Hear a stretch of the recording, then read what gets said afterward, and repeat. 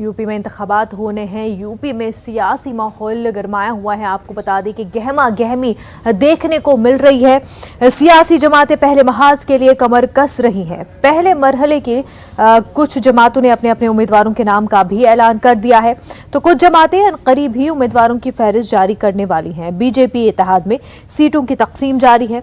वहीं बीजेपी से बगावत करने वाले लीडरान समाजवादी पार्टी का रुख कर रहे हैं।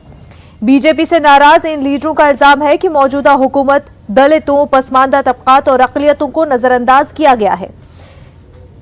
शिवसेना लीडर संजय राउत ने कहा कि यूपी इंतखाबात में शिवसेना 50 सीटों पर लड़ेगी। एसपी आरएलडी ने अपने उम्मीदवारों की पहली फहरिस्त जारी कर दी है। यूपी में आपको बता दें 7 मरहलों में चुनाव होंगे।